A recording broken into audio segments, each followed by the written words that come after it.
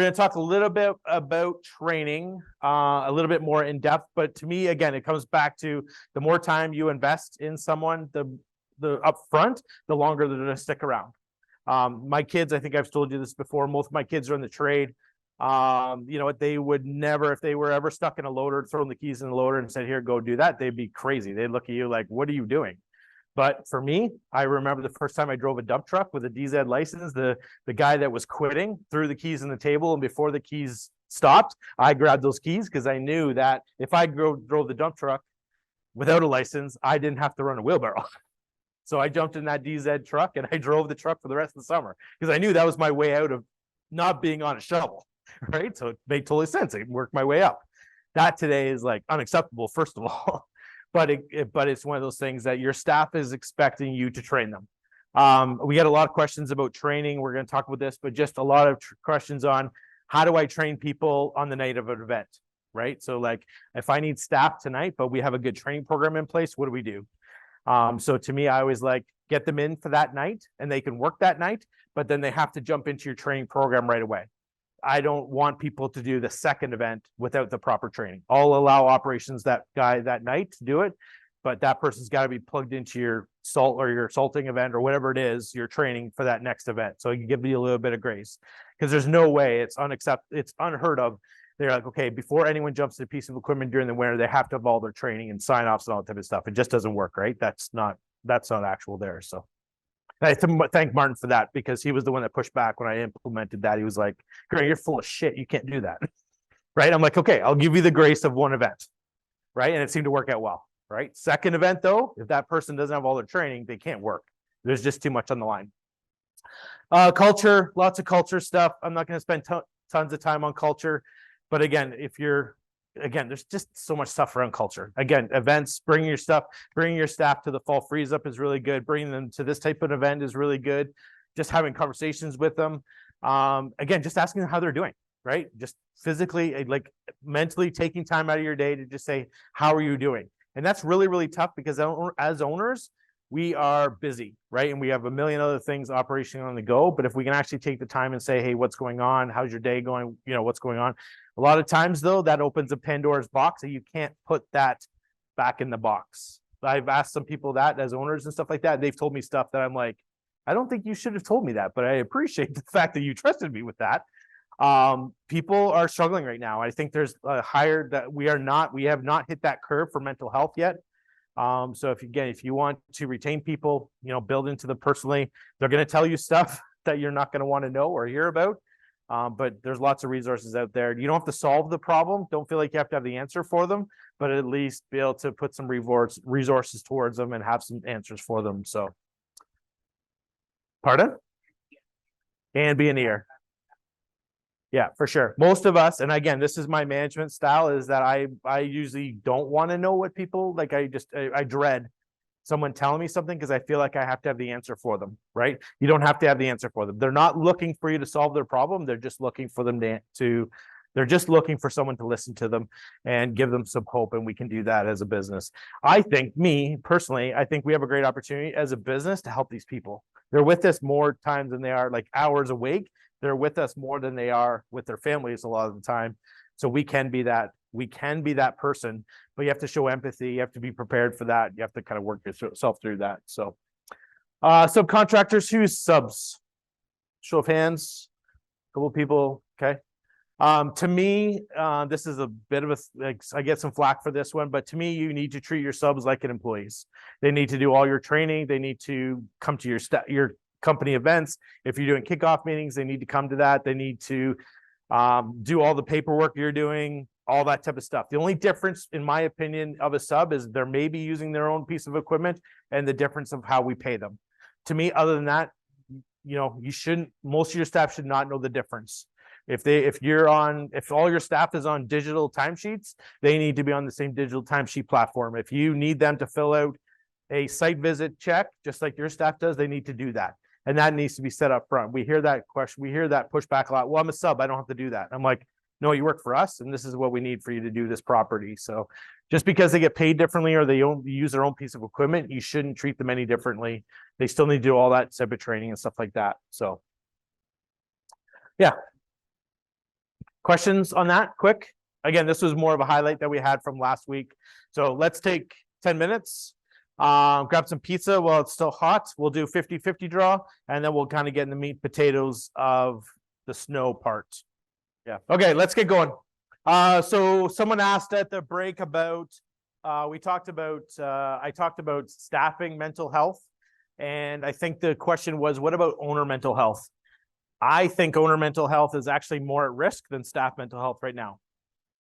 So if you are, as an owner, if you are feeling like you don't have anyone to talk to, you're not sure what's going on, text me, call me, I'll take you out for coffee and I will listen. You're not alone. There's lots of people going through what you're going through right now. I'm happy to sit down with you and talk to you. If you have a significant other, you haven't shared with a significant other, I'd really advise you to do that, but just talk to someone. I really encourage you to be able to do that. As owners, we typically bottle things up and we don't want to share that with our staff. I am a good excuse. Martin will tell you this. A year ago, Martin came to me and he's like, Grant, you're a seagull. I'm like, I'm a seagull. I'm like, what is a seagull? He's like, Martin, what's a seagull? Shit on people and then leave and fly away. And I was a perfect seagull last fall. My mental health was not good. And he pulled me aside. I'm like, and I took offense to it at first. I'm like, what? I'm not that person. And then I went home and said, Marla, am I a seagull? She's like, you are a bit of a seagull right now. And I'm like, okay, good to know. But my mental health wasn't good enough to even see that. So I maybe ask your staff, listen, am I a seagull right now? And if I am, maybe that's a good indication to go out for coffee. So anyone want to go for coffee, please let me know. But yeah, owner's mental health is at risk too right now because you have all these other pressures of all this other stuff going on. You name it right now. The economy, staffing, going into winter, not having enough contracts, you name it.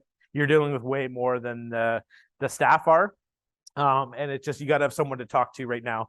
Business is way harder than it was 10 years ago, right? So we always go back to the glory days of those of us who've been in the industry long enough. So, okay, we're going to talk about compensation. Next slide. So here's all the ways that you can compensate your staff.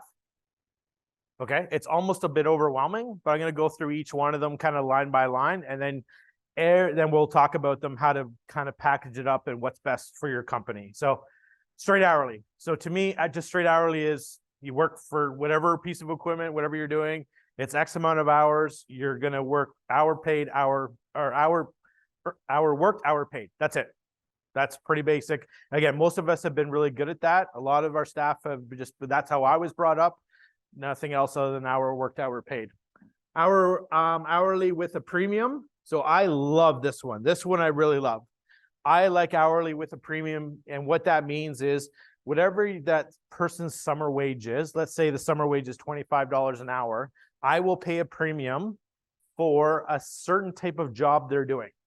So for sidewalk, if the job is crappier, the premium should be higher. So I would pay someone extra $6, $8 an hour to do sidewalks above their current pay. I'll pay a loader guy maybe $2 an hour or $3 an hour more. I'm trying to motivate people to stay in that sidewalk world.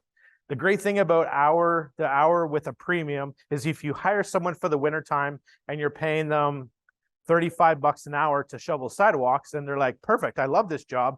The owner talked to me about, push more in the summertime. I'm going to get paid $35 an hour to push a push mower in the summertime.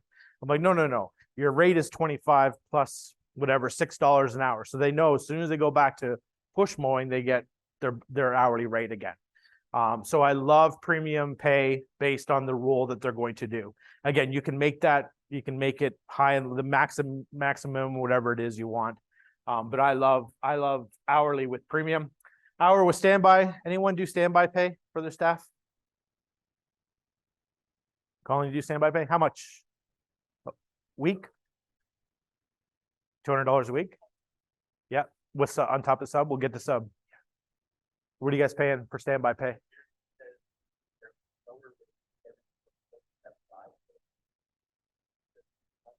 Okay, but what's your range for standby? A week? Yes? Okay. So again, the standby pay is just something they get every week. Doesn't matter if it snows or doesn't snow, but it allows it's kind of a carrot to keep them around. $200 is kind of the normal, I would say, for most people. You pay it out weekly. Some people would penalize people if you don't show up for a shift, then you lose your standby. If you want to use a little bit of leverage that way, you can do that. This one's quite popular as well. Again, it's just giving that, especially when it doesn't snow, right? It gives them some sort of pay, at least minimum pay that they're going to go away with. And again, they can actually think about, well, at least $200 a week I can do not much with today, but at least it gives them something to know they're going to get. So hourly with minimal seasonal hours. So we see this a lot with like a lot of subcontractors are like that. Like we'll pay you, we're going to give you a minimum 100 hours for the season. Doesn't matter if it snows, it doesn't snow. You'll always get 100 hours, you're guaranteed. So again, why we're doing this standby or the seasonal hours, it allows people to plan their lives financially, right? That's exactly what they're looking for. Retention is the number one thing for winter, is they need to know that they can pay their bills.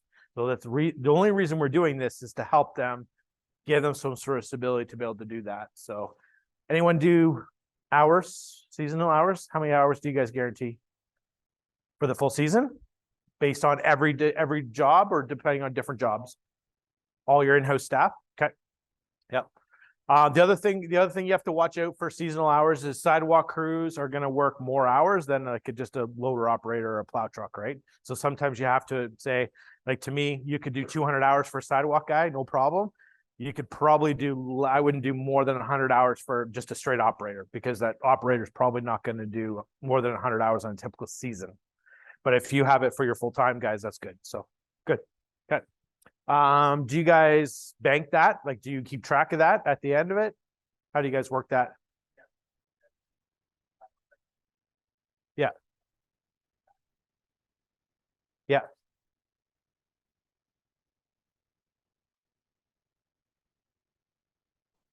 Get those hours. Yeah. So you have to manage those hours, right? Okay.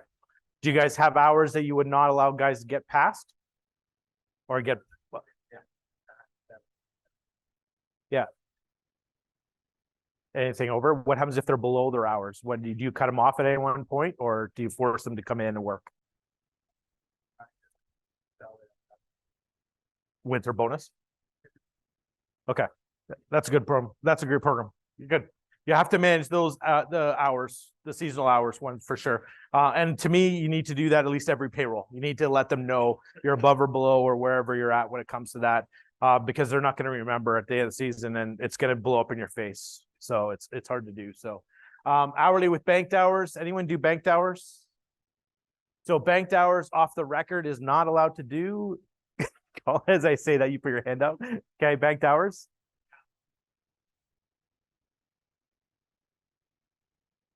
Yeah. Yeah. So I do I guess the banked hours is not, I call it banked hours, but it's really managing their cash flow. So to me, they work 40 hours a week, like 2,000 hours is normal for us. Right. So to me, I love the banked hour system to start in the spring, because they can actually we'll pay you 40 hours a week. You're going to work more hours in the spring, obviously. And then you can bank those hours. If you have a problem with that, CRA does not like that. So what we'll do is we'll actually bank dollars for them. So actually after tax type of dollars. So they'll come to us and say, hey, I want $1,000 a week. We'll pay them $1,000 a week. If they take home pay is $1,200, then we'll put $200 into account of theirs or our account, whatever it is. But then when they start to get low on hours, then they have these hours pre-tax money already built up, and then we can just keep paying them back. So it's a good hours that, but it really needs to start in the spring. You don't want to start that now, right? It's too big a risk. So Justin? No question? I thought you had a question. No? Okay. Oh, sorry.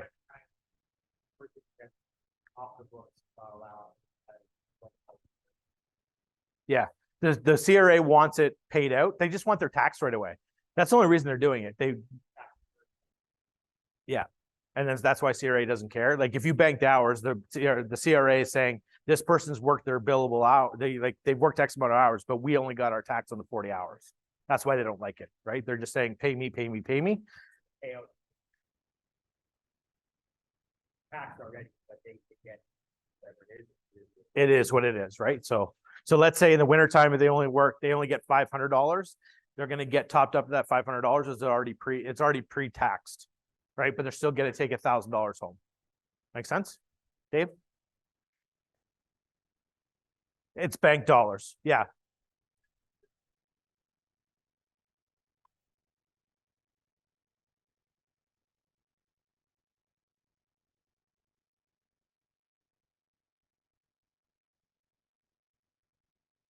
Yeah. Yeah. You have to put that money aside, right? You got to be good. You need a good accountant firm or again, accounting team to be able to do that. Yeah. Again, all this stuff is to help your staff manage their own money. That's the frustrating part of it, right? If they can manage their own money, by the time they get to the winter, they've made enough money to get through the winter, except they're living paycheck to paycheck, right? So, it's that. Anyone sub program? Dave program, Colin. Dave, how long have you been on sub? Just this year you're doing sub? Does everyone know who doesn't know sub program? Vaguely? Okay, so sub program, I'll explain it because there's quite a few here. Sub program is a supplementary unemployment benefit program. So what it actually is actually was created by the government to help factory workers out. So when factories go shut down and they want to do a retooling, what the government does is you can put all that staff on unemployment, and then the government has allowed the company then to top up to a certain period of time. So it is an unemployment program, but it'll cover whatever 55% of the wage of that person. The company can then top them up to 90% of their wage on a regular weekly payroll. So it's a really good program. The other thing I love about the program is if the staff member works more than that, then they don't get penalized for it. So if you get a couple weeks right in a row, then they just have to record their hours, but it's not like they have to come off the program. So yeah. You can choose how much. The government just allows you to pay up to 90%, but you can choose to sit there and say it's a dollar figure. So we're going to pay this person. Again, you have to take their kind of take home pay because that's all the staff care about is like, what am I going to take home every day? Like, can I pay my rent? Can I pay my car payment? Can I pay my phone? Can I pay my Netflix bill? Right. So take a look at it and sit there and say, okay, based on this is how much you take home. The government's going to cover 55% of that. We'll cover maybe another 20% of that. And then you're kind of on your own as far as that. And then just hopefully they pray for snow. Right. So, but it is a great program. It does allow that to do that. And when they have too many hours, it doesn't kick them off the program, right? So, and they don't have to answer, are you looking for work? Because they're not asking them for that. So it's a great program. To me, if you're not on a sub program, one thing you want to take away, sign up for the sub program, talk to me or talk to Martin. We can help you with that. But it's a great program for winter. You have to do a lot of education, okay? Because as soon as people hear EI, they get a little freaky and they're like, well, I was on EI about 10 years ago and I had a really bad experience. I'm like, trust me, it's a really good program, but you have to be educated and you have to actually walk them through the math individually. So it's a great program.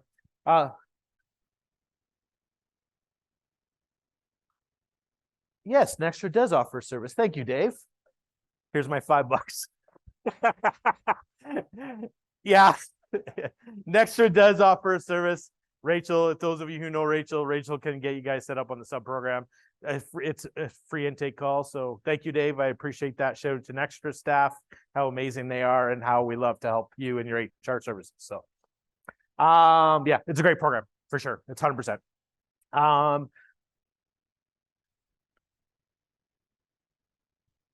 Yeah, if you screwed up the first year, you'll never get buy-in after that. We've seen that. We get calls about that. Hey, I tried it last year, it didn't work. Can I get buy-in? I'm like, just double the hours for us to help you.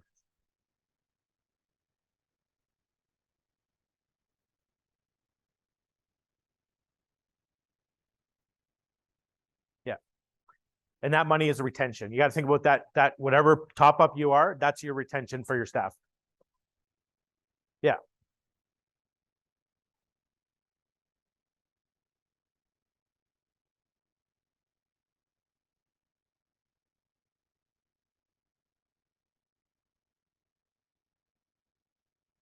Yeah, for sure.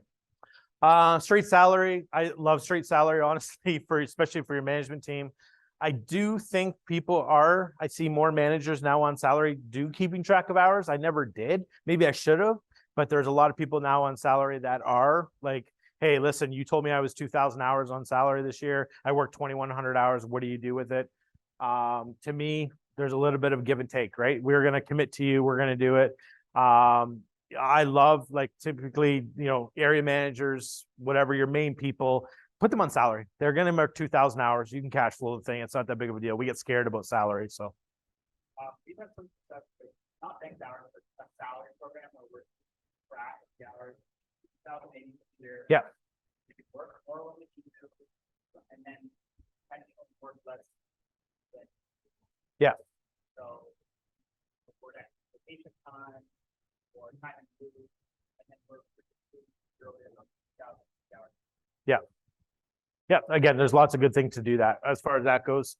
Company vehicles. So again, winter compensation. How many people give trucks away that go home? Okay, so this is for those of you who don't know, this is a taxable benefit for your staff. So there's lots of audits happening right now. We have one, actually we got notice on Monday. One of our clients is getting audited for company vehicles. This is just low-hanging fruit for the CRA right now for contractors because we give trucks away as a compensation. We're like, hey, we'll give you a brand new 2022 3/4 ton truck. And most of our guys love that. You have to understand it's a taxable income that this staff has to pay. Again, most employees don't charge it to a taxable income. There's an actual sheet that you can sit there and say, based on this truck, you know, whatever, it's like if you took a 3/4 ton Chevy high country, it's probably like $25,000. That's a taxable income. So it actually shows on their, when they get their T4, it should show an extra $25,000 there that they didn't pay tax on.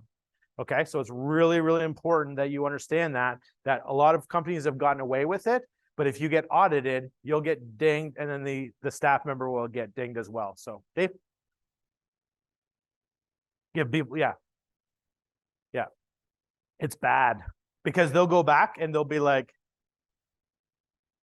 from work, yeah.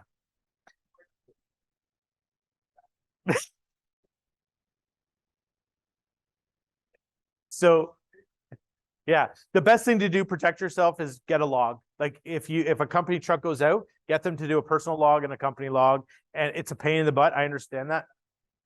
There's lots of apps out there. Yeah, something to track kilometers, it will do it. Because if you don't have proof, they're just going to ding you. I think 60-40 or something like that. It's ridiculous the amount that they think. Yeah. On that. Yeah. Yeah.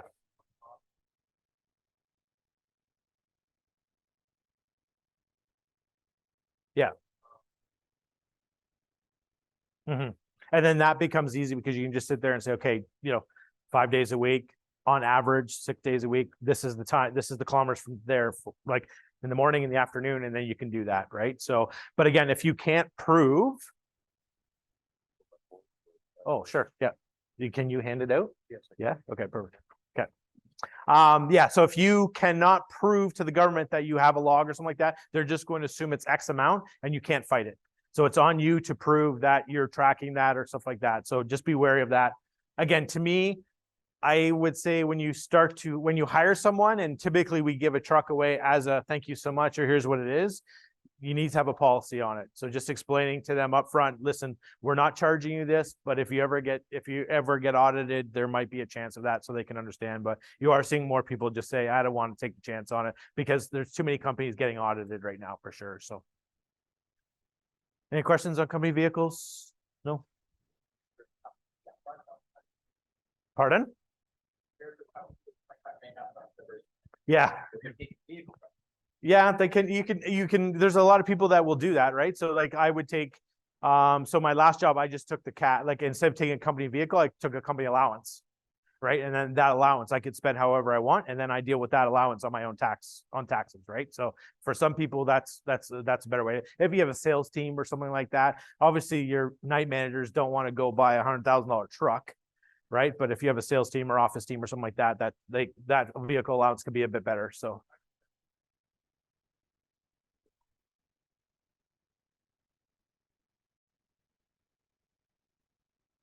it's not taxable. Yeah. So the mileage is another way around it.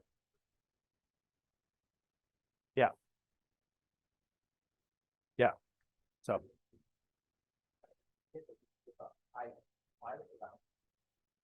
Yeah. Yeah, and CRA has a, whatever it is, 62 cents a kilometer right now, 68 cents a kilometer right now. So that's easy. Again, if you have a designer office team member, that's the easiest because it's just you're reimbursing them for whatever kilometers they're putting on their own vehicle, right? So weekly payroll, who's bi-weekly? Okay, anyone weekly? Weekly, anyone per event? Okay, so again, you want to talk about retention. If you're bi-weekly right now, I would move to weekly payroll because it's huge. It's not that much more work. If you go back tomorrow and talk to your bookkeeper and he or she's like, I want to go weekly, they're gonna call me and rake me over the coals. I know that. But trust me, if you go to weekly payroll, it's not that much more work. You actually get better job costing. You actually get better payroll numbers because most of us wait till the end of payroll cutoff. So which is for most of us, if you're 2 weeks ago, I don't remember what I did this morning or what I had for breakfast this morning, let alone signing off on payroll 2 weeks ago. So to me, I would sit there and say at least minimum weekly. It does tighten up your job costing. There's lots of benefits to going weekly, and it's not double the work. You're going to get that. You think it's double the work to go bi-weekly to weekly, but it's actually not. And you won't regret it. Trust me, you're going to have a better idea on that. So, yep.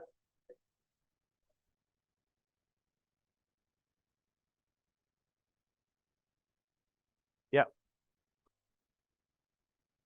Yeah. Again, that's all we're doing this for is to help them with their personal finance, right? It was way better. It was the 1st and the 15th of the month or once a month. I think my first landscape job, it was once a month, right? I was like, okay, whatever. I didn't know any different. But the trend will be, I see this in the States a lot, the trend will be event payroll. That's going to be the trend you're going to get soon. It's not in Canada yet. I don't know anyone in Canada yet, but you are going to get people that are going to say within 24 hours, we will pay you for that event, especially for sidewalk people, right? Because again, we're trying to manage their cash flow. So they're going to come back time and time again. So Dave, we're going to get you to use the mic because we keep forgetting to throw the mic. Trend is towards daily payroll because that's what's, and big companies like Google and companies like that are doing daily payroll. Yeah. Because it comes out of the gig economy is, I work, I get paid. Yeah. I work, I get paid. So that's trending, and that will happen eventually in our industry. Yeah, for sure. So again, that's why you need good systems and processes in the background to make sure that we can do this weekly, right? So, but yeah, the event payroll is going to be good. So anyone else have any creative ways that they pay staff? No? Colin? Maybe regular small bonuses for long shifts. Yeah. Just things like that. A shift is getting long. Whoever works this long, $100 or something like that. Yeah. The thing with this is the winter compensation, try to keep it as simple, KISS method. Try to keep it simple, stupid, right? Which is really, really hard to do because people will come to be like, well, I like this program, or I like this program. I don't like this program. I think you're going to need probably at least 2 or 3 of these programs, depending on the staff that you have and what the role they play. The more programs you have, though, the more complicated it's going to be. There's a better chance we're going to screw up the person's payroll. Yeah, it's just tough. And every year that we've done winter compensation, we've always gone back to this list and said, okay, last year we did this, this, and this. And then there's going to be stories of, well, it didn't work for this person, didn't work for this person. This person's pissed off at us. This person really liked it. I don't think I've ever gone 2 years in a row where we've done the same program year over year. Martin, would you agree? I think we've always in the fall, we've always sat there in August and went, okay, what are we going to do this year? Right. So it was always hourly with standby. We always adjust the standby pay. It just doesn't seem to work. So don't be like, again, when you talk to your staff, it's about this is what this 2023, 2024 winter compensation programs looks like. It allows you to change the program next year because trust me, you're going to want to change it next year. Some things that you didn't foresee would be that. If you're looking at the sub program is a good example of this. What we do when you hire a consultant is we'll actually go back and take your last year's payroll and we'll actually sit there and say, based on your last year's season, here's how it would have worked out. Here's how many hours they would have got. Here's how much you would have had to pay. So you can run some scenarios through it, which is really valuable to do as well. And again, you have to know you have to cash flow it. Don't promise something that you can't be able to do, right? So, Dave?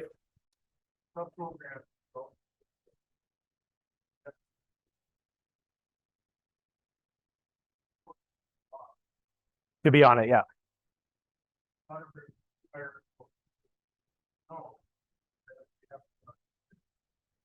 Yeah. Mostly if it's for your full-time people that have come through the fall. Yeah. Yeah. Again, keep it simple. This is the only reason, again, we're doing this is to retain our staff and to keep their staff regular pay. That's the only reason we're doing this. If we didn't have to do it for those 3 reasons, we would all be on hourly pay because it's simple, right? There's no paperwork involved. It's a straight timesheet. So, so again, work with your admin teams. You have to have buy-in on the admin team to be able to put some of this stuff in place. If you want more answers, if you want more questions, if you have more questions on this, come see me, come see Martin. Martin's really good at it. We can help you walk through it. And again, we have scars on our back. We have tons of scars on our back for payroll. I hated payroll during the winter because I always knew someone's walking through the door going, my check's not right. Like, that's not my fault, actually, a lot of the time, but it's now my problem. So, all right, next one. Sales and marketing. Again, so we're going to talk about this more next month. But the thing we see over and over again, and I've heard this even tonight with everyone in the room, this is why I asked this question, is as landscape contractors, we suck at finding our ideal client. Okay, we're awful at it. If you're brand new, if you're under 5 years, then I would I'm going to give you some flexibility, but you guys cannot make money if you're like residential, commercial, industrial. We do this there, we do this thing. It just does not make any sense. It's not scalable. I don't care what type of ideal client you're looking for, but you need to find an ideal client. And the more you focus that ideal client down, the easier you're going to have with operations, the easier you're going to have with understanding what type of equipment you're having. It's easier to find people for that. It's easier all kinds. So if you are in this world where we do residential, commercial, industrial, and we do like airports, like it's just narrow your focus down. Find your ideal client. There's money to be made in every ideal client. Okay. So like when people say to me, there's no money in residential driveways, there's a guy in Stratford right now, Nick from Nick Snow, and he will kill all of you right now in profit margin when he just does residential driveways because he has tons of them, right? Like the guys who think commercial snow, there's no money in commercial snow compared to like if you do residential driveways with an inverted blower at density he does. Again, there's lots of money in hospitals, but when you start to spread thin about where your ideal client is or maybe the geographical area you work within, every time you go outside of that, you're going to lose money.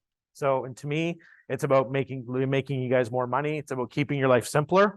And it's about making less decisions. So if you, again, think about your ideal client, what you're currently servicing, and narrow it down to what you want to do. Those of you who are Nextra clients, I'm all over you for that. I'm all over that, right? That's our number one thing. We're all over. So, yep. Latest client actually ask that for a contact. Yeah. Yeah, you'll get to be known. You'll get to be known for that service, right? So again, I don't really care what your ideal client is, but if you can focus on that, you'll be known for that. People will do that, and you can start naming your price for a lot of that stuff. So, one of our clients that I talked to yesterday, he's in Blenheim, so Chatham area. He had 3 major people that he always bid against the last 3 or 4 years, and 2 of them closed their doors this year. He's the only one left in Blenheim area. That has insurance, has a contract, like actually legitimate. So he's like, I can't believe it. Like, you know, my clients are coming to me saying I need 3 quotes, they only get 1, and he's the guy. So I'm like, but he's really focused on a small area. Like that's all he does is Blenheim area just outside Chatham. So I'm like, dude, you got to start cashing in. Here's your year. You know, the power has changed a little bit, right? So we have an opportunity to do that. So the other thing on sales and marketing, this is the pain point we hear right now with a lot of, distribution, like a lot of national accounts. So to me, the proximity of the owner to the property is the better margin and the more money and the easier you're going to have on this client. Okay. So if the property owner, if you like looking at, say, Walmart, for instance, someone in where's Walmart's head office, like South Carolina, where is it? Arkansas. So great example of Walmart is not a money maker. Like no one makes any money on a Walmart because the owner is in Arkansas. Okay. If the owner has an office on the property, he works there, he's there every day, you're going to get a good client because they're going to drive in every day. You're going to have a good relationship. You can talk to them. You can see them. You can knock on their door, see what's going on. There's not this email, lack of communication, stuff like this. So this is the one major downfall of national accounts right now is that if you take a national account and national accounts have their spot in our world, you have to understand you're 4 or 5 levels away from that owner, right? It's too easy for you to get fired if it's just an email or they don't even know who you are. So to me, if I'm going to do snow, I want a client whose property that person is. You know exactly where their parking spot is. You know they're in the office every day. They're going to take more. They're usually taking more pride in their property. That to me is really important to me. So again, think about it. Ask that question. You know, where's the owner of this property? Well, he's in Toronto. Okay, you're probably going to take a little bit less margin on this job. You know, again, property managers are good, but again, they're property managers being hired to save the property manager money, right? So, and who they're going to save it to? They're going to beat you up. So, make sense? Questions on that one? Just be careful. And again, there's a place for those type of properties, but just don't get too many properties as a percent of the owners not near the property. Sales process. We see this all the time. Most of us are great technicians. Most of us are great. We love putting out fires. We're operationally driven. We love, we love pushing snow. This is how most of us got into it. Most of us are not good salespeople. We're not good we don't have a good sales process. In this world, you need a good sales process. You need a good CRM. You need to track information. You need to be able to follow with people, give good pricing, all that type of stuff. You know, people always ask me, almost every conversation I have right now is what's happening with the economy. And I'm like, well, the days of we've had 4 years of order taking, because that's what we've been at the last couple of years, is people call us, we give them a price. Typically 2 or 3 other people don't get back to them. We name the price. Now there's still lots of work out there, but we actually have to sell ourselves. But you can't sell yourselves if you don't have a good sales process to be able to follow, which is just really a checklist for me to be able to do that. If you don't have a sales team, and you're the owner and your operations and salesperson, you're going to struggle with this. But again, put a good sales process in place to be able to do that. So anyone have a good sales process they'd be willing to share? They've had good success? Dave, just give Dave the mic.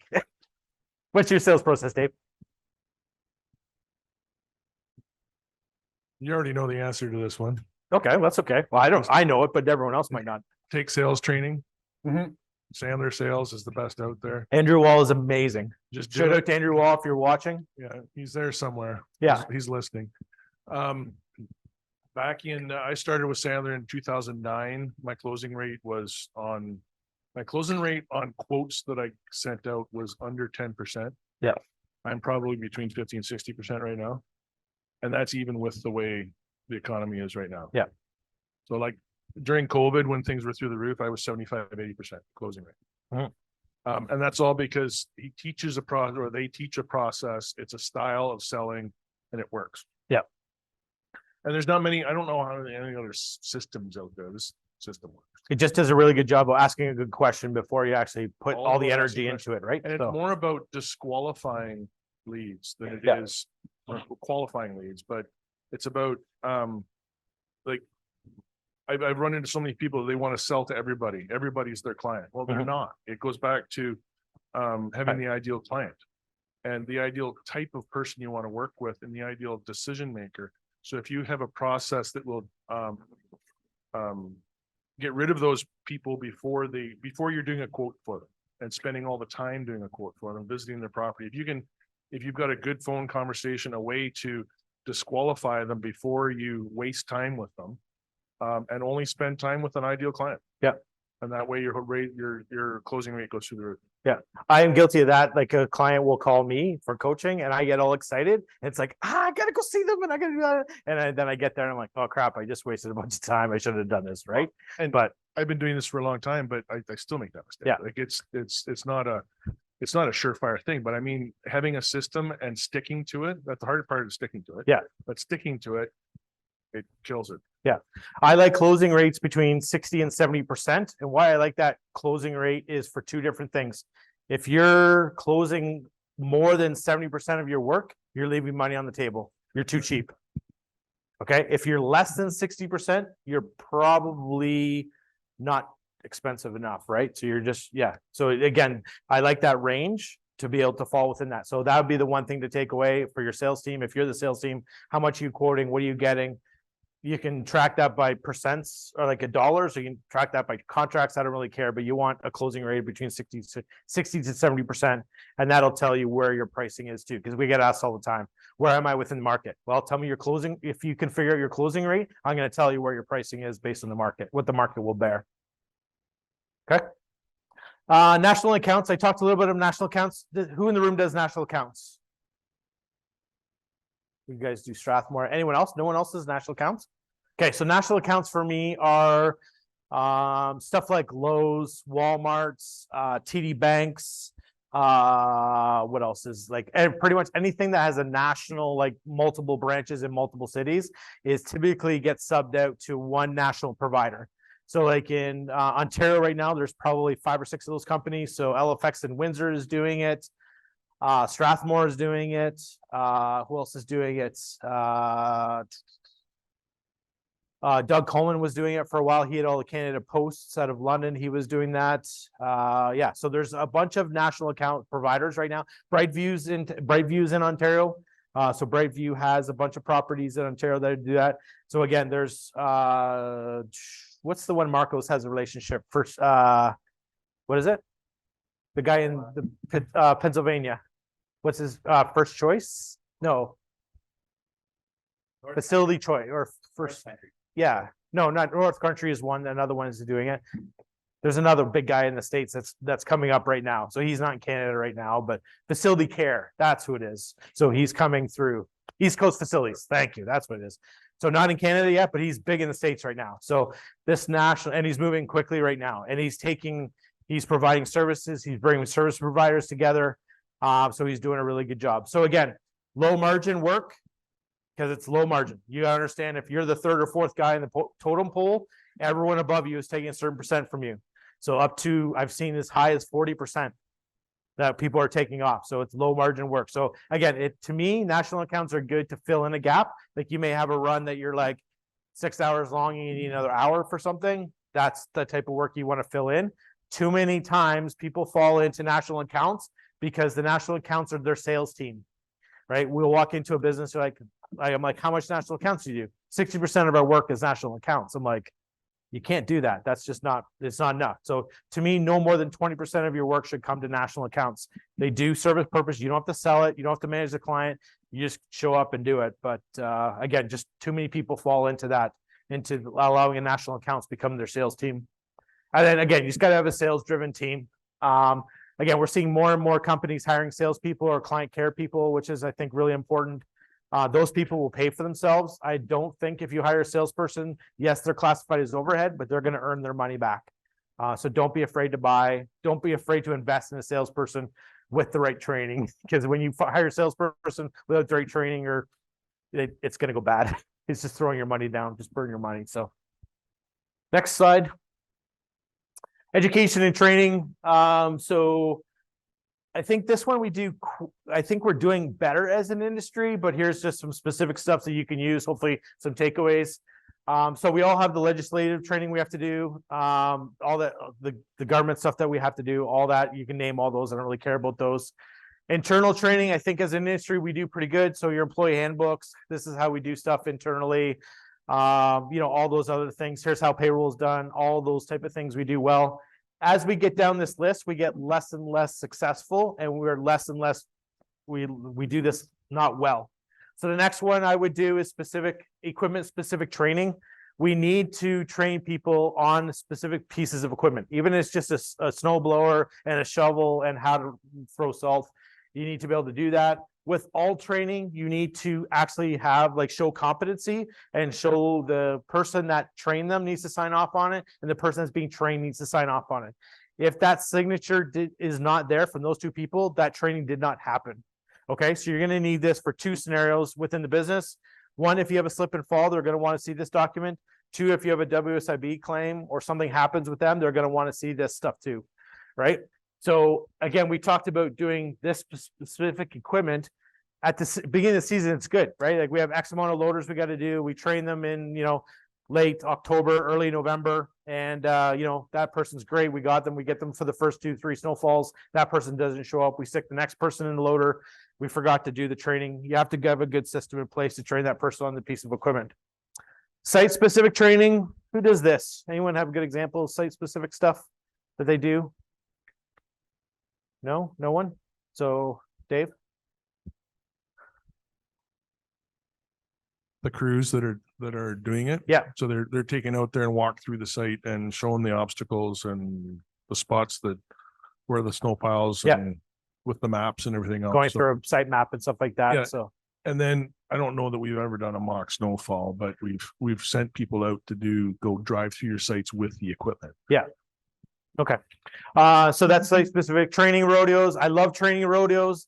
To me, a training rodeo, if those of you don't know, is like a 1 day, maybe a morning or afternoon event where you have each piece of equipment set up at a station, and then you put people in smaller groups and they just go around and they go like, okay, you know, you make a training matrix. So for the next 20 minutes, you're going to be on a loader, then you're going to move to the skid steer, and then you're going to move to the salt truck, and then you're going to move to sidewalks. And it's just kind of a good way to get everyone trained all at once. You get all the signatures done at once. I love training rodeos, not because it's necessary for the staff, but it's a good training for your other management team to learn how to talk to people in front of other people. Like, you know, you're trying to get these people into leadership positions. So, you know, not everyone's going to stand up here on a night like tonight and talk to someone, but I want my staff to be able to explain something in a smaller group of 3 or 4 people, especially if they know how to run a loader. It's easy for that person to do that. So I love the idea that there's just more than sign off. I really want them to start to be comfortable training people, being comfortable talking to people, and just explain something to them because it helps them with that. So anyone done a training rodeo in the past? Yeah. Mount View, you guys. Yeah. You guys do one in the fall and the spring, I think, right? Yeah. Okay. What else do you do in the winter? What other equipment do you do? Like you guys do in the winter, you do what? Like you guys do every piece of equipment?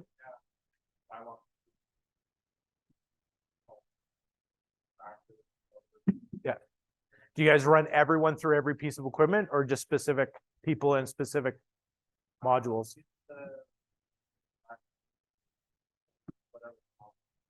Everyone else gets all of them? Okay. Yeah. So I love that. That's good. Again, if you're small, it's easy just to run everyone through. If you're a bit larger, you can kind of break people out into this. You don't need everyone to do a sidewalk if it's a loader operator. So mock snowfall, I do love mock snowfalls for me, and it's just so valuable. To me, a mock snowfall is literally, it's just, we're pulling the trigger tonight at 10 o'clock at night. You go through your phone list, call everyone in. Everyone needs to go to site. They need to clock in and clock out of their, you know, if you have digital timesheets, they have to clock in and clock out. They get to see the site at night, which is a bit weird. For most people, you see it during the day when there's all kinds of cars there. If you do a daytime training or something like that, I want them to actually run the machine. So start the machine up, get the machine, you know, drop the blade, you know, do everything you can. I want them to go to each site as well. I want you to drive down the road. Some people have never driven a loader on the road before, right? You put them in the loader in the yard where there's all fenced in, nice compound, but they've never actually driven down the road, or driving down the road with a 12-foot blade. That's a bit different as well. So actually get them to go to every site. I want them to pull out a site map, take a look at it, get them to spend 10, 15 minutes on each site, allow them to slow down. It's not a rush to get out there.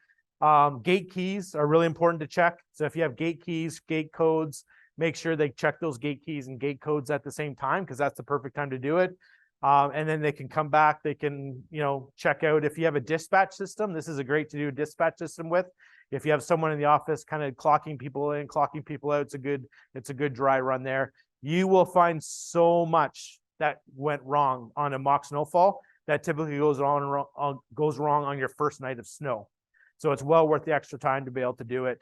And I can't say enough. People say, well, it's just a whackload of money, but trust me, you'll find all kinds of stuff that you thought you knew where you didn't know. We have stuff that machines won't start. And you're like, how does the machine not start? It's like 5 degrees out. But yeah, important though to talk to your customers and let them know you're coming on site, because we've failed to do that in the past. Again, there's a scar on my back on that one. You got to call them in the morning being like, your guys were here in the middle of the night running around loaders, or security companies call and say, someone just stole your loader. And you're like, no, it was actually us. you know, because they think that the only time the machine should run is with snow. So make sure you communicate that with your clients. And then training passports. We talked about this last time. I love training passports. So it's literally just a passport like this old CHT passports, where you have, again, it goes, all the training we've done so far has been passive. We've forced the training on people. The training passports actually becomes reactive. So it becomes, it puts the onus on the staff member to get their training done. And you can actually take it and put it into, like, it can actually go with their grade, their pay grade. So if you get this, if you can help me run a loader and you can sign off on your competency, then I'll pay you an extra 50 cents an hour. You know, if you can run a quick cut, all that type of stuff. So I love training passports. And again, the less generation loves that too. They love stamps, and there's all kinds of, if you need an example of that, feel free to reach out. So anyone have a training passport? Adam? Yeah. Yeah.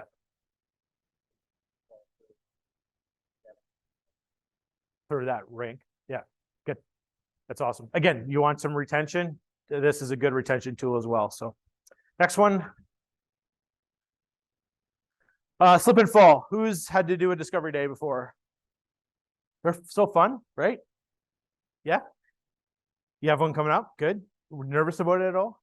No? Good. Okay. How many don't want to go to a slip and fall? Yeah, none of us want to go to slip and fall. I've been to too many slip and falls. It's crazy. It's ridiculous. The thing with slip and falls is they don't have to be scared. And there's a lot of misconceptions about this. So I'm going to go through these are the things, this list here is the stuff that you need to be prepared when you have a slip and fall to produce at a discovery day or give it to the lawyers. The one thing I learned with the slip and fall is that if you produce all this type of stuff, or majority of this type of stuff, you're the smartest person in the room when it comes to this.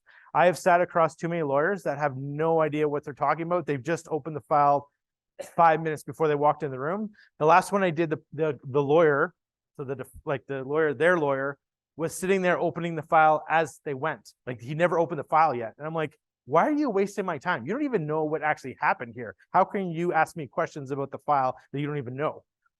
To the point where the last one I was at, the person didn't even, like, the property, like where I thought the slip and fall was and where it actually happened were two different spots.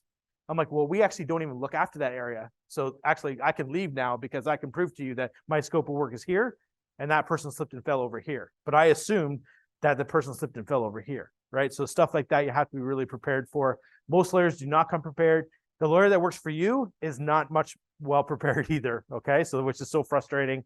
So again, you have to understand that you have to advocate for yourself. Your insurance company and your lawyer is not advocating for you. That's a misconception. You have to be able to track. If you get a slip and fall, if you hear of a slip and fall, you need to start collecting this information right away. Even if it doesn't go to court, you need to track it. Okay, so we're going to go through the list. Weather forecast. So to me, every day, if you have an admin team, every day you need to track the weather forecast. Just either take a printout of it or take a digital screenshot of it or something like that. But you need to show that here was the weather forecast on a daily basis. Pretty easy to do, but you need someone to do it so you can go back and sit there and say, what was the weather forecast that day? Because it tells a story of why the decisions you made were important. The other one, any client communication that you had. So to me, client communication is anything like the first time they emailed you and said, hey, can you please call me about looking at my property? We're going to talk a little bit about client onboarding. I love this, and someone asked about this, but any type of client communication you have, like, hey, we realize that there's this downspout that water runs off all the time. This is going to become a problem. You probably need to get it fixed. Here's the price to get it fixed. That's client communication to show that you're the expert when you're on property. If they call and complain about something, just track that. Just anything that you do with that type of thing. And again, email is easy. That's why I love email. The other thing I love to do with client communication, if you take a call from someone and then you're having a conversation, I always want to follow up with an email. Hey, thank you so much for the call. Here's the summary of what we talked about. You know, BCC yourself or put it in a file somewhere. If you have a CRM, it's even better, but any client communication would be good. Dave talked about a site map with his signature. To me, every site, unless you're residential, every site needs to have a site map. So just a Google map. You need to have a bunch of basic stuff on it where you like the scope of work. So what are the areas that you're salting? Like, oh, are you doing sidewalks on? Where are you plowing snow? What are the areas that you're supposed to plow? where are some relocation areas you're allowed to do, just again, so you can have that. If you can get signatures on it, if you can get the client to sign off on that, that's even better, right? Even if you can get an email saying, yes, I agree that that's what the scope of work is. This one will save you tons and tons of money, time, and energy, because a lot of times you're going to sit there and say, we were allowed to put a snow pile right here, and the person slipped and fell right here of the runoff of that. If you look after a condo right now, condo is the worst because there's absolutely no spot to put snow. So you're putting all the snow into one spot, and then, you know, it's creeping out in front of someone's driveway. I think the last one, Martin, you and I did, someone walked around the pile. The person on the end walked around the pile, slipped and fell on the snow pile that we piled there, and is suing us. I'm like, no, you can't sue me because that's where the board told me to pile it, right? And the board member's like, no, that's not where the pile was supposed to go. And I'm like, I have a signature to prove that, right? So it just does that. So really good. Weather event log. This one's a bit more difficult, but I just want some sort of explanation of what happened. We went out tonight at 2 o'clock in the morning. We just did a full salt run, sidewalk crews are out. All the crews are back by 6 a.m. We completed all the sites. We were out last night, no weather, no activity. We did a couple site checks, nothing happened. Something that every day you can either write that out or digital log or something like that, but you need to have some sort of log that shows kind of throughout the season what you did. So, yep, Dave.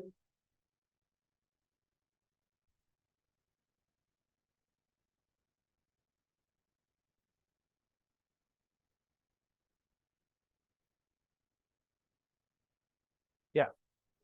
What they did. Yeah.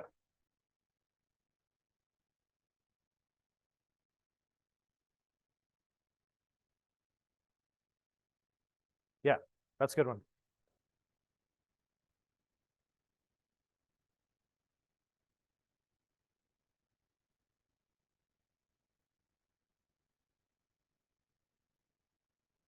Yeah.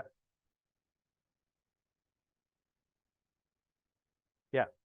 I like, so that's a good, I've never heard anyone with the email before. It's that snow log at whatever, you know, right landscape is a good one. I love that. That's a new one for me. I like the weather event log. So if you do have a slip and fall, I typically want to do the 2 to 3, maybe 5 days prior to the event, like the actual accident happened, and usually 5 days afterwards. Because if you just take that one day, it actually didn't show what it was, right? You're trying to show that you did due diligence. So if you can sit there and say for 5 days in a row, there was absolutely no event. And then the one night we did event, you can show, it just shows the history of what you're doing. All you're doing is defending that you did your due diligence, right? That you're the professional with that. So, yeah, I love the email. So timesheets, this is a hard one. I can't believe this one still, there's still lots of people that don't have a paper timesheet, which is unbelievable to me. So at least paper timesheets from everyone, even your subcontractors, I see it all the time. So time in, time out. If you can break it out in travel time, that's even better. But you need time in and time out. You need to know what they did on that site. It's just not a truck number, and truck number 105 was there between 12:05 and 12:35. You need to know what they did. Maybe you could go back and say truck number 12:05 is a salt truck, but you just don't want anything up to interpretation. If you have digital, that's even better because you can't make that up, which is really, really good. A lawyer I worked for a couple years ago for them sent me, a friend of ours sent me some timesheets, and she's like, I'm defending this class, this slip and fall. Can you look at these timesheets for me and tell me if they're legit? Something doesn't seem right. I'm like, sure, send them over to me. So she scanned them over to me, and I replied right away. I'm like, these are falsified.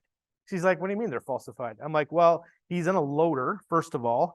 And I'm like, I know when I run in a loader, like I typically don't have the same pen. So like I write like 3 different colors of pen, and like I have a coffee stain on the timesheet, and it's kind of like, it's never even. This time she was immaculate. Like the times were perfect. There was no coffee stain. It wasn't wrinkled.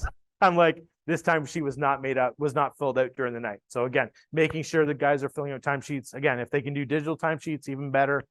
But that's going to help you, again, prove that you were on site and prove to the lawyers that you can prove what you did on site. Training logs, we talked about that. Again, if there's not two signatures on it, it didn't happen. The other thing that they're starting to ask for is equipment service logs. So like if you have a loader, like anything like that, if it's at the last time, like say it was a Bobcat and you had the service done on it in the fall, for the spring or for the winter time, just give them the service log. Hey, so a technician went over it, changed the oil, checked everything, did all that type of stuff. I'm not sure why they're asking for it, but they are asking for it. If you have a mechanic, the mechanic needs to make those logs for you. Okay. Because if most mechanics are not good, they're a good technician again. But if the mechanic goes through a truck, you need to say what the mechanic did on that, because you're going to get called on that. Again, and make sure, like, if they got serviced on the plow, make sure that it talks about the plow being serviced, the salter being serviced, whatever it is. So again, there's a good work order there to say that this piece of machine was a good mechanical operation.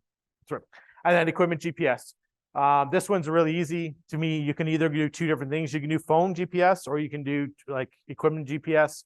I don't really care which one you do. I don't think you need both.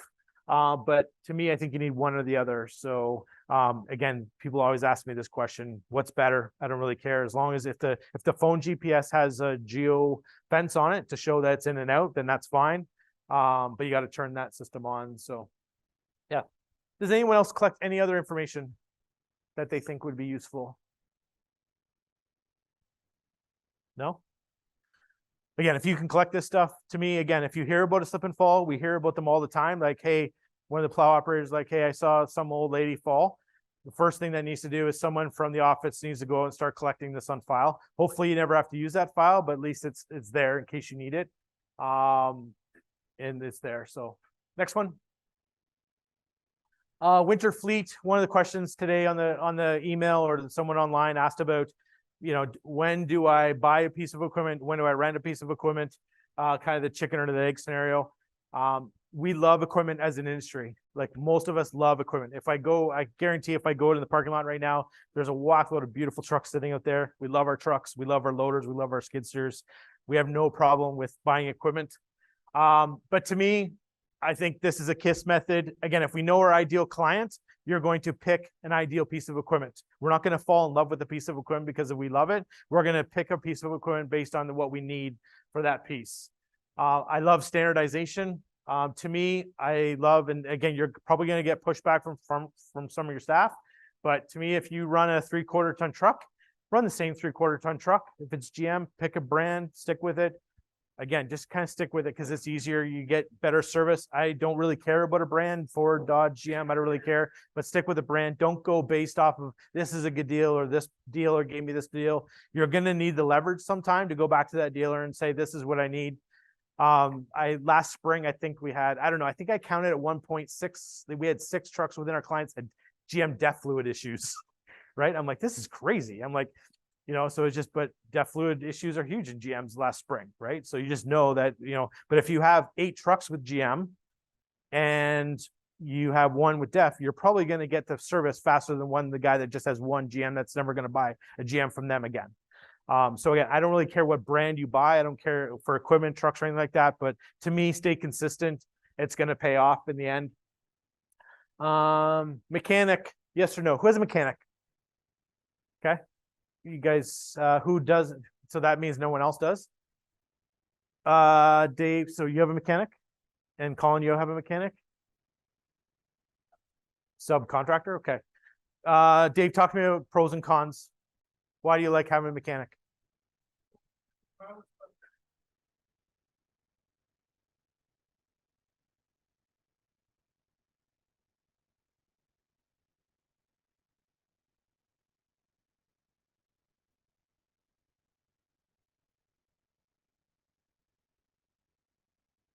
Yeah.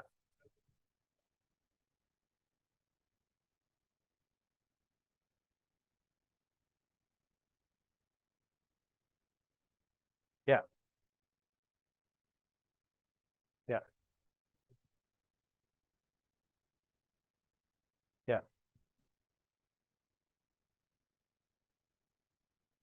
Yeah.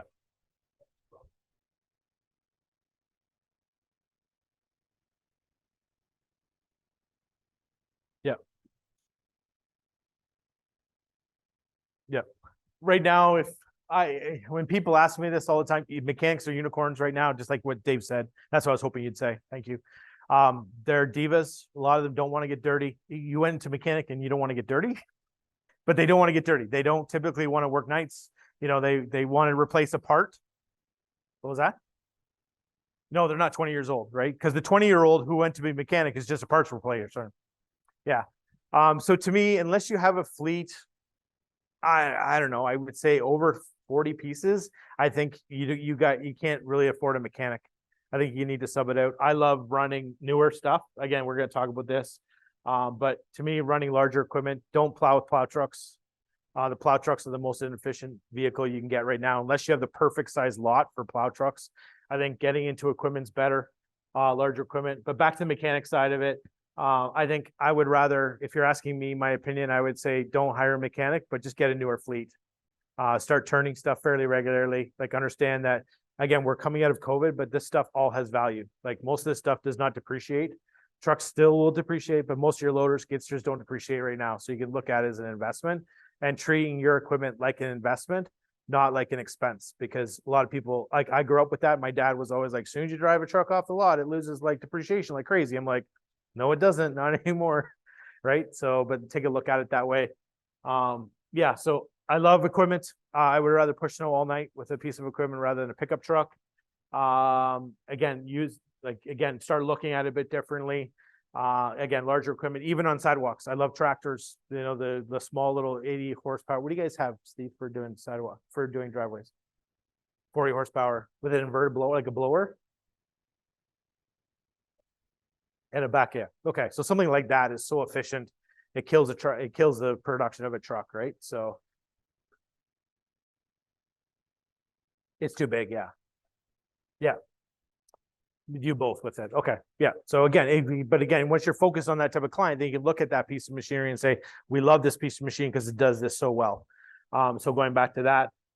Yeah. So to me, I'm like most of you, like I would not hire a mechanic, just start turning your fleet on a regular occasion and go from there. I love liquids. Anyone spraying liquids? Kerrs into liquids, Dave, Mountain View's into liquids. If you're not into liquids right now, that's the next one to look at. There's lots of opportunities, lots of education out there on liquids.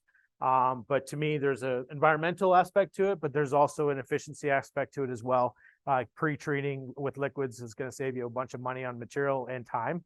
Again, to me, liquids is an employee retention tool as well, because you can go out 2 or 3 days in advance and spray at night or during the day, and you're not having to worry about trying to put rock salt down and trying to catch the storm just before you get it and then send that person home. So we talked about this, but to me, equipment's an asset, not a liability.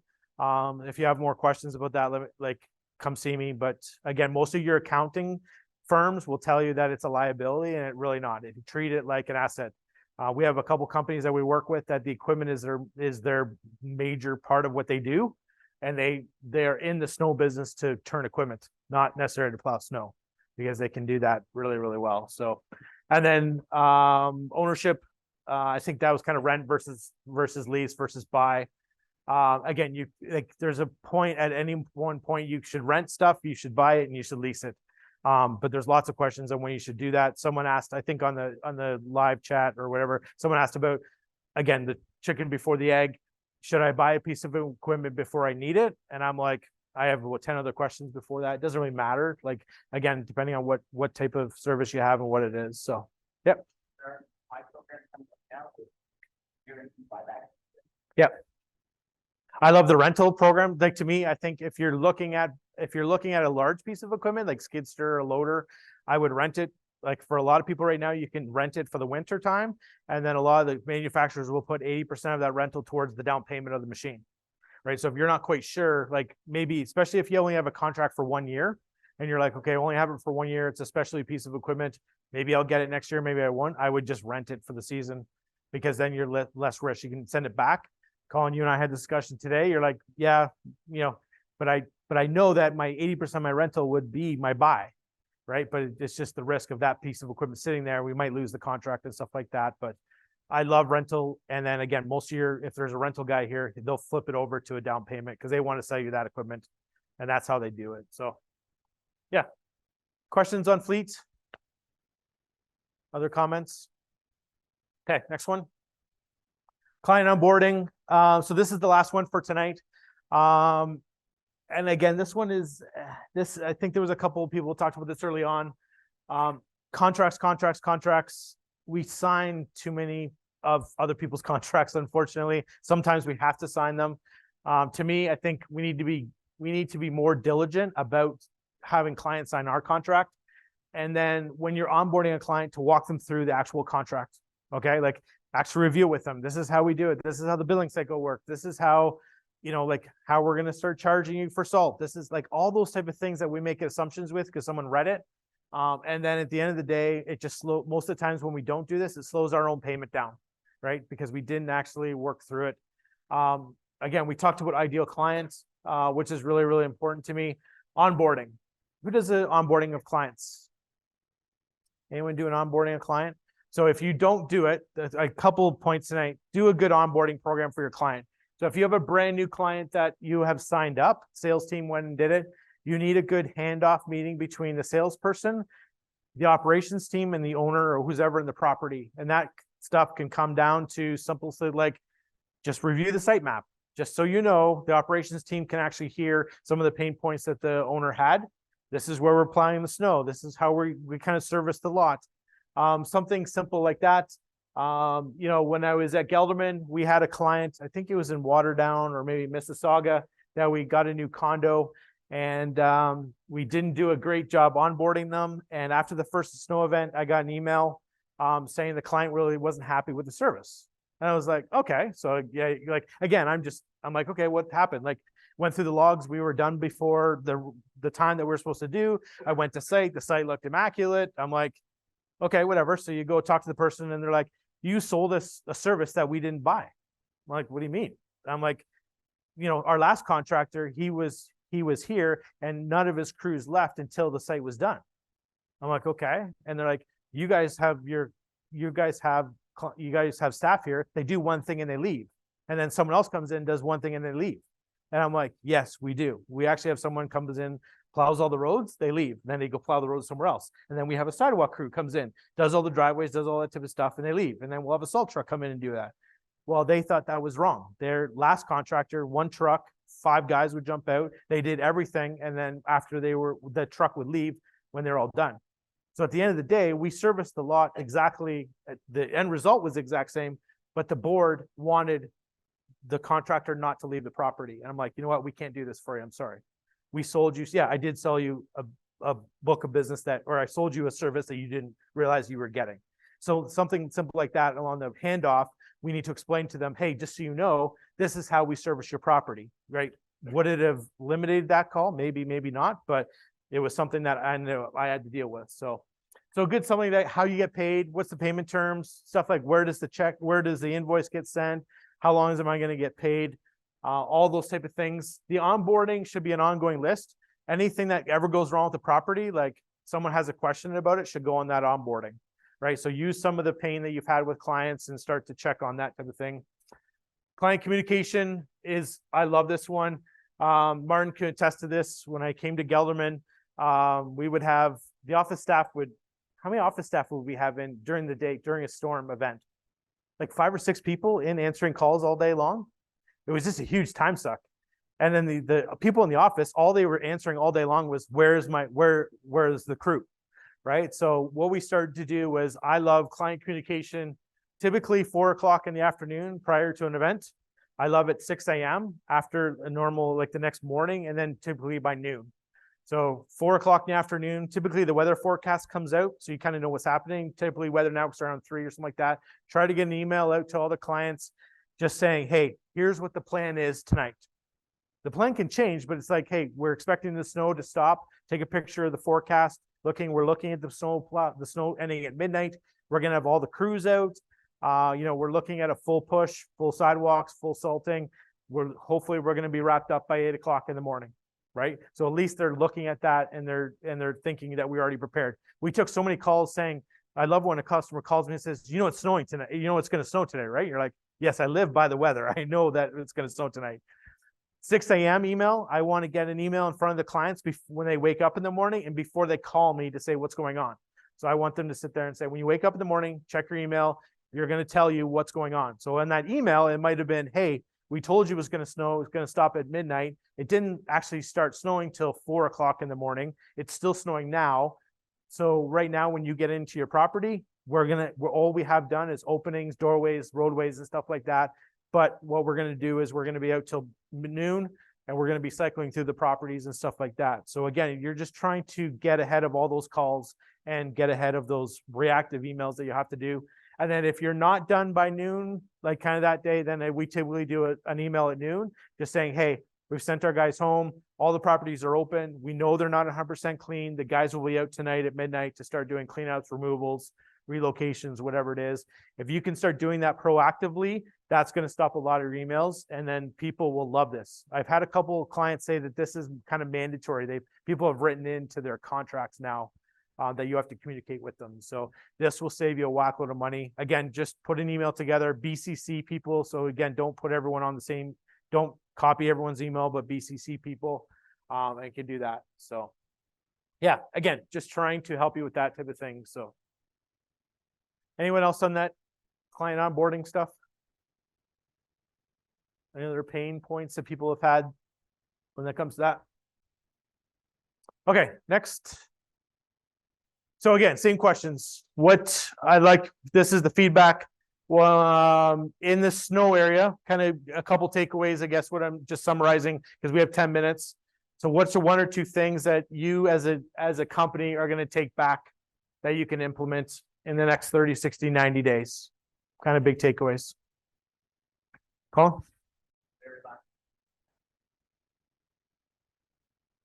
Give it time, but it's not scheduled, you want that on. So, Okay. Who else? Takeaways? Yeah. Okay. Dave?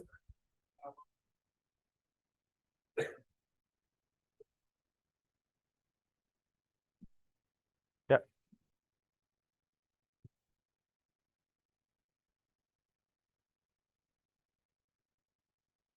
Need to go through the details. Yeah. Yeah. That's a good one. I forgot about that. Yeah. The other season, right? So yeah. Mountain View? Takeaways?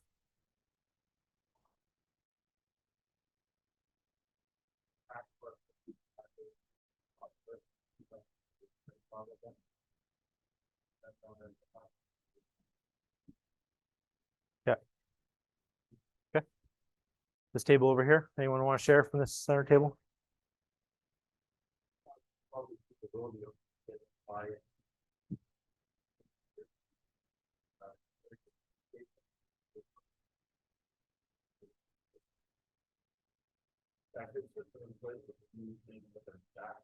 Yeah.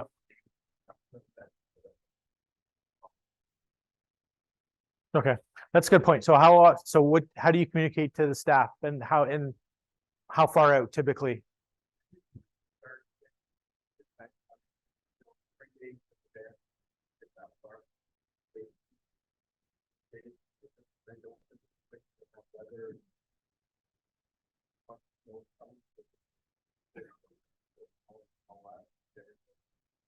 And then, before the event, it's another reminder.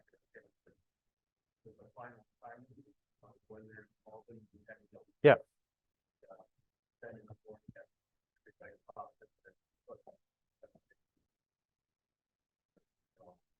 Yeah, that's good. I like that client, or I like that employee communication part, rather than just saying, hey, we're gonna go be in for 10 o'clock tonight, or whatever, like that's good. Couple days in advance. The other one that the client communication that one of our clients does is when they post the weather forecast, they'll actually say, especially if they have an office building, they're like, please remind your staff of proper footwear. That's always a good one, because that gets you off the hook too, right? If one of the ladies slips and falls in their nice little pumps, you can actually sit there and say, hey, we reminded the property manager or the owner of the property to remind their staff, right? So again, we're promoting that conversation as well, right? So that's good. Oh, you do? Okay.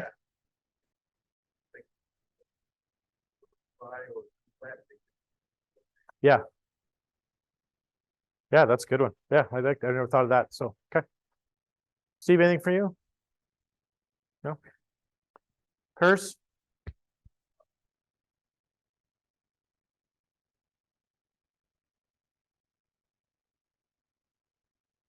Yeah.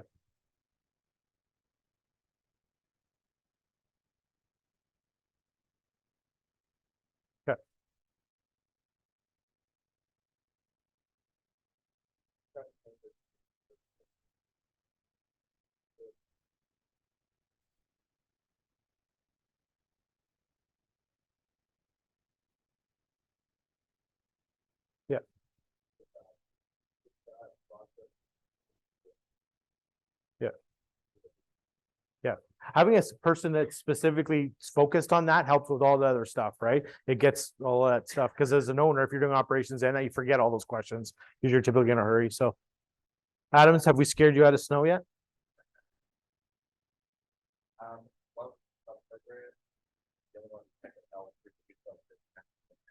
Yeah.